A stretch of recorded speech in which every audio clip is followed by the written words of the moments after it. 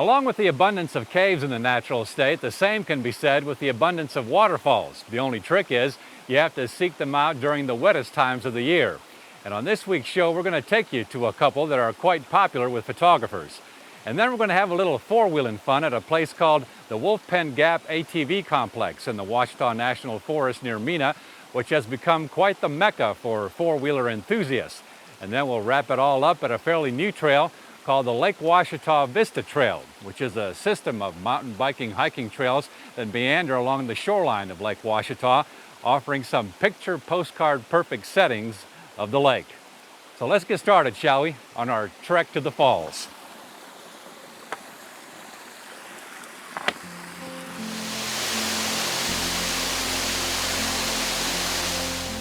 Fascinating how plain water flowing over a ledge can be so awe-inspiring. A waterfall is something that fascinates just about everyone. You just can't get enough of looking at one. It's soothing, calming, and tranquil. Maybe that's why most of us enjoy looking at them.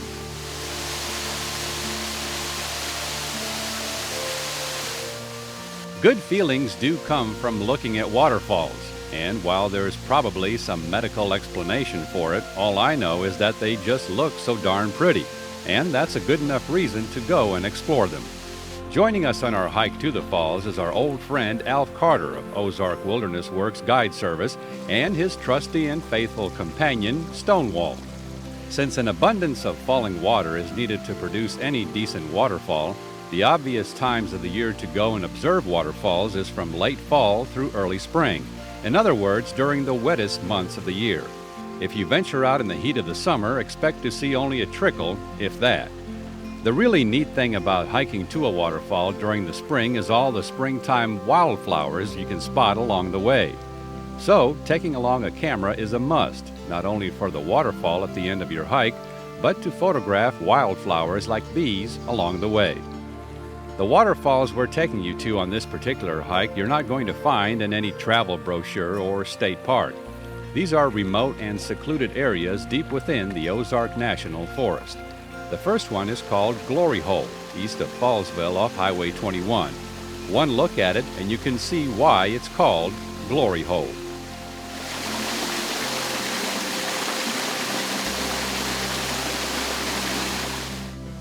The 31-foot-tall Glory Hole is a perfect example of the force and power of water, boring through about 12 feet of solid rock to eventually come out from underneath this ledge.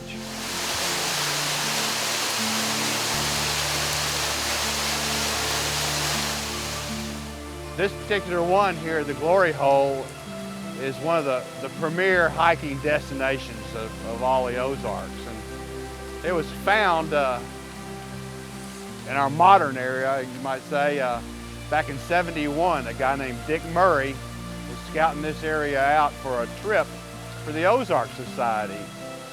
And you can imagine his excitement as he found this place.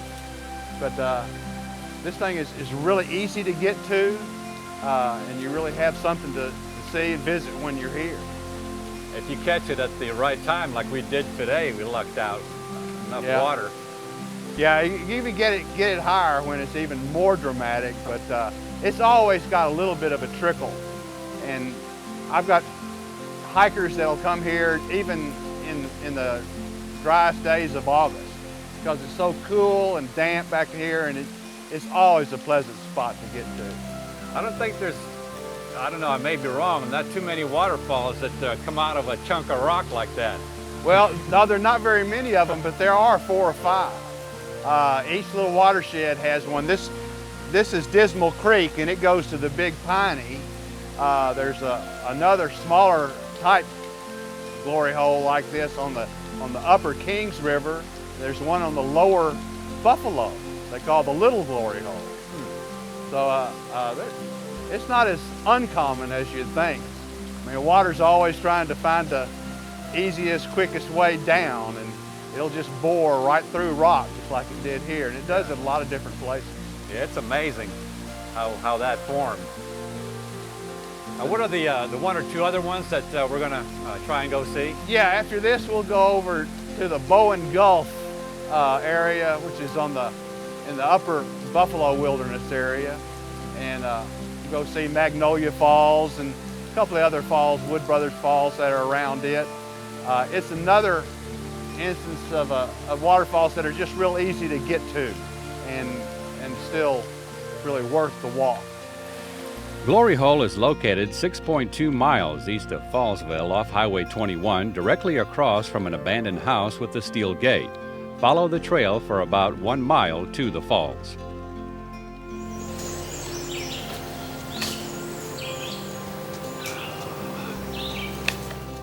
The Magnolia Falls trailhead is only about several miles north of Glory Hole, again off Highway 21. The hike itself is just a little over a mile, and this one is a little bit tricky because the trail towards the end, after turning left alongside a creek, is barely noticeable and is not as easy to follow. But you do hear the falls off in the distance, which does act as a guide.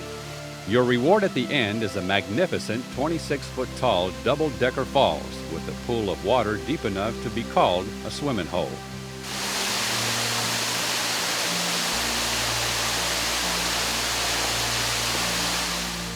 This is Magnolia Falls, one of the creeks that makes up the Bowen Gulf area in the upper Buffalo Wilderness. This is a confluence of two creeks that come together, and there are three really significant waterfalls right here. Even in the summertime, when everything's dry, all these creeks will still have a trickle, and there'll be plenty of water, like for swimming. Swimming holes always here. What's this other one downstream here? The other one is called the Wood Brothers, and it's a little more dramatic. It's a little harder to get to, too. But we'll take a look at it in just a second. The hike to Woods Brothers Falls is only about another 100 feet or so downstream to this yet another spectacular Ozark waterfall.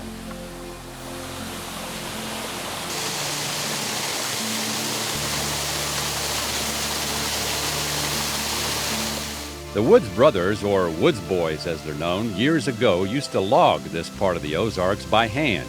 This 33-foot-tall waterfall is named after them.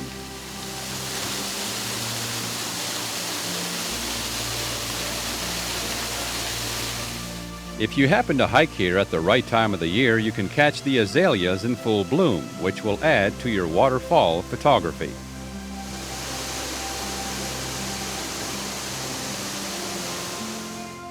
The Magnolia Falls Woods Brothers Falls area is 1.8 miles north of the junction of Highways 21 and 16, or 9 miles south of Boxley. Turn onto County Road number 6 and park by the Wilderness Area Access sign, where the trailhead is located. So get out and enjoy a piece of paradise in the Ozarks.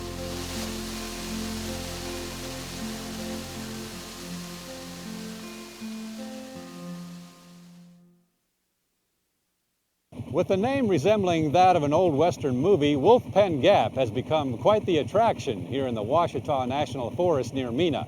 A full-blown ATV mecca is what we're talking about here, as visitors come from a four-state area, about 10,000 of them every year. And it's no wonder. The trail system offers high mountain vistas and lush stream valleys. So who wouldn't want to take an adventure here on one of these things? So what are we waiting for? Let's go.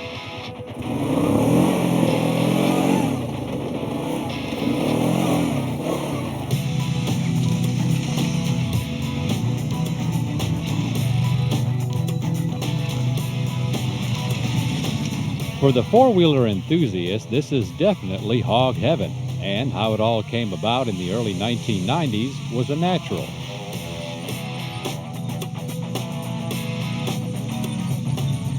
It's just an area that had a lot of roads and places that we could connect with short pieces of trail, had some really scenic beauty and just opportunities to for folks to gather up. And in the beginning, we had no idea that would draw this kind of a crowd, to be right honest with you.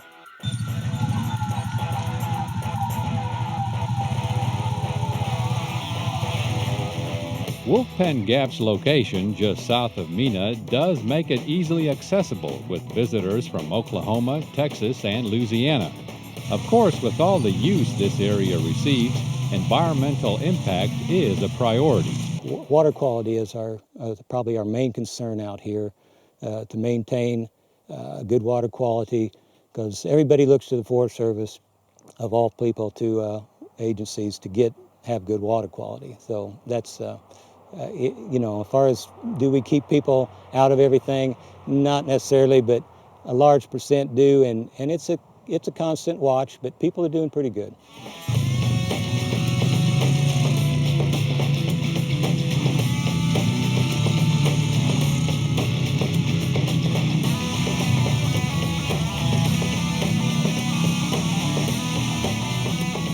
The interconnecting loop trail system was 41 miles long, but after a water quality analysis, 10 miles of trails were closed off. Many of the roads follow the creeks from the older times when they logged this country the first time 70, 100 years ago. And there's trails and roads go down the creeks. And those are the places that we specifically did need to eliminate, to reduce the impact on those fragile stream systems. They're fairly resilient, and we've had some good luck recovering from the negative impacts. You know, it's an ongoing process. We don't want to lose sight of that. So water quality is really important. Fortunately, with the cooperation of ATV enthusiasts, ecological improvement has been made. And a lot of our users from the four-state area are very organized, and we've found that since they are organized, they provide a good outlet for our message of environmental education, and it's made them very responsive. And because of that, we feel that we've been able to mitigate some of the concerns of water quality and sedimentation of the creeks. And why we've seen some improvement, because we have our forest hydrologist that monitors that water quality, and we have seen improvement.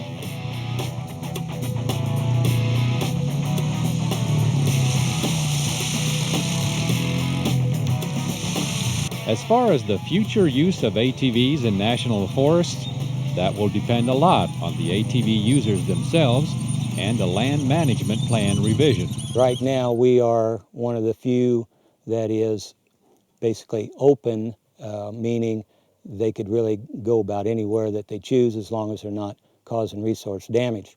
But then with the national policy, that will be taken away, and folks will be limited to designated roads and trails that are allowed for ATV use and other things.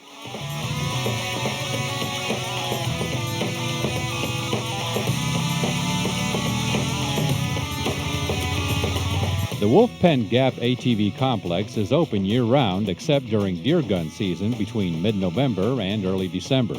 And because accidents can and do happen, the Forest Service has installed helipads so anyone requiring emergency care can be airlifted out quickly. But of course, staying on the trail that's within your skill level is the key to preventing injuries and having fun.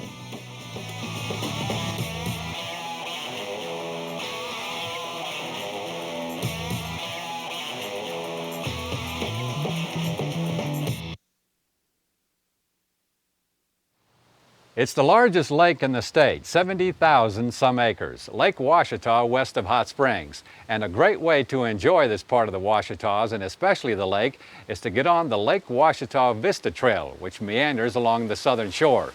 And whether you choose to mountain bike it or hike it, you really can't lose. So let's go check it out.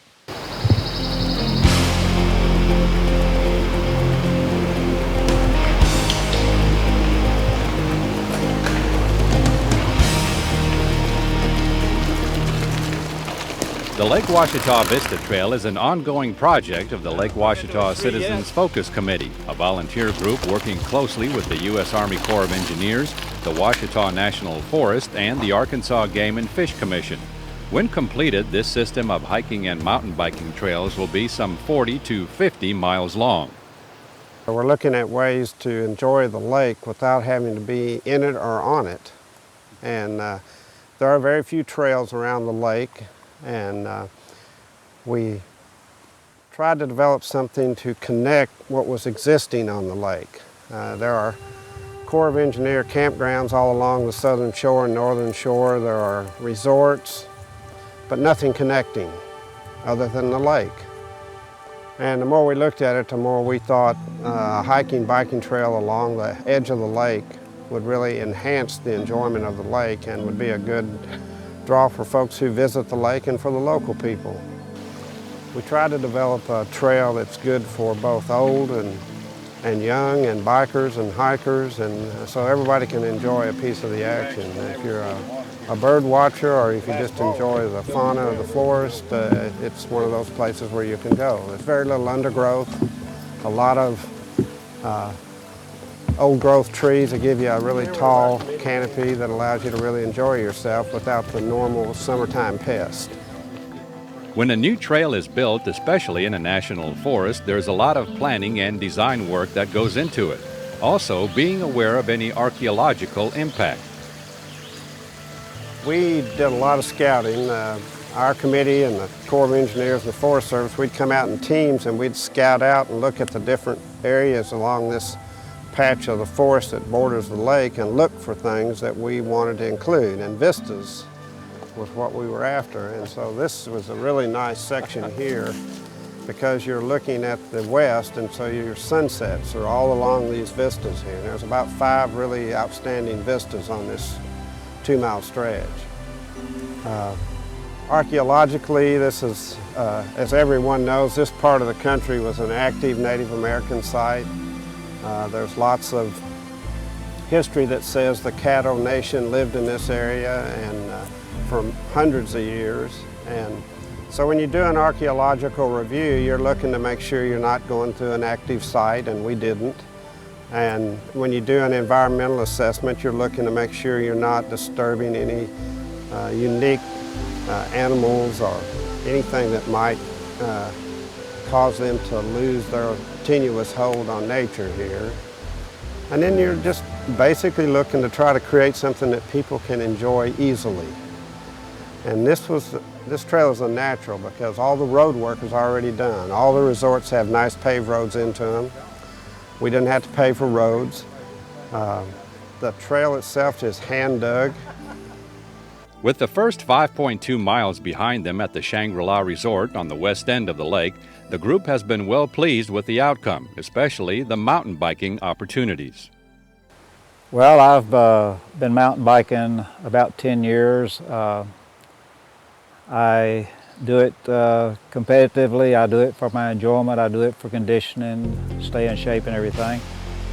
We've reached a good agreement with all the hikers and bikers basically in this whole area. We share the trails. We try to maintain the trails. The Forest Service really doesn't have the sufficient personnel to really take care of the miles and miles of trails that we have. So the biking clubs and hiking clubs go together and try to maintain the trails and keep them in good shape. We have people coming in here from all over the United States to these trails, and hopefully this trail will get to be well known too, and people will come and visit it. How do you rate it as far as some of the other, mountain biking trails in the state? This one is, right now, is quite a bit shorter. It does have, though, the southwest end, it has some difficult little climbs to it and some little tricky little curves. The other end, the Shangri-La end, it's more of a flatter beginner type trail. The children can come out and ride on it. The people who are just inexperienced on bikes can ride it easier. And then they've got, in a short distance here, they've got some challenging stuff that they can work their way into and eventually get to where they can ride it too. Well, not to mention the vistas of the lake as you are enjoying your ride. Oh, the vistas of the lake, when you get a little bit winded, you can stop and really enjoy it. We have places, logs you can go and sit on and eat lunch and take naps and whatever you want to. And so you could actually have the whole family come out and bring a picnic with you, and about halfway through the trail just sit down and get on a big log and spread the meal out and have a real good time with picnic. Along with the handicap accessible area, a watchable wildlife section is also in the works. There's really a wide variety of things that folks can see when they come out to this section of the trail. From just looking at fish, when we were out here laying the trail earlier, we saw crappie spawning, to a huge variety of songbirds. I saw an indigo bunting walking in, and lots of other neotropical migrants, which is a big word for those birds that go down south and come back up. You're going to have birds of prey like eagles and things like that coming through and using this big reservoir. All types of small mammals, coyotes and bobcats. So there's really a wide variety of things folks can see out here.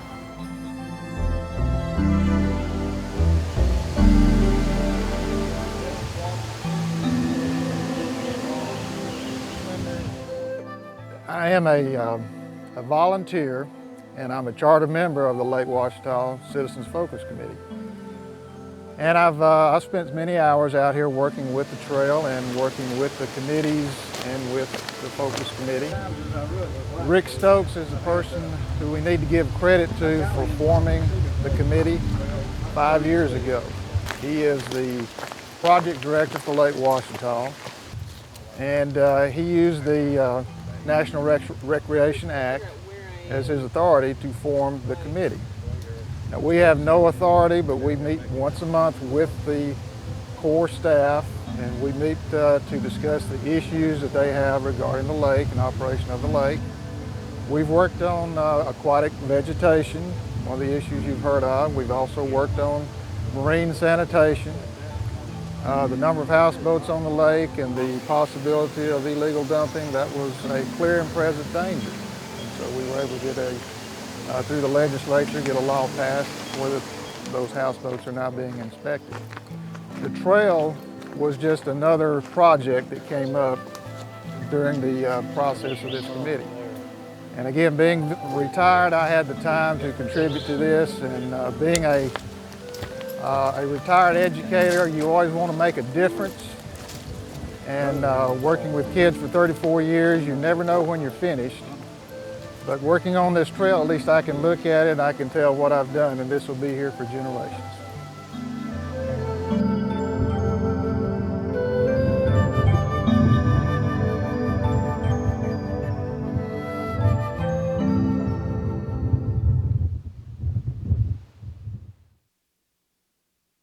So grab your hiking boots or your mountain bike and experience for yourself the Lake Ouachita Vista Trail on the southern shores near Shangri-La. And if you have a four-wheeler, take it on out to the Wolf Pen Gap ATV complex in the Ouachita National Forest south of Mena and discover why it is called the Mecca for four-wheeler enthusiasts.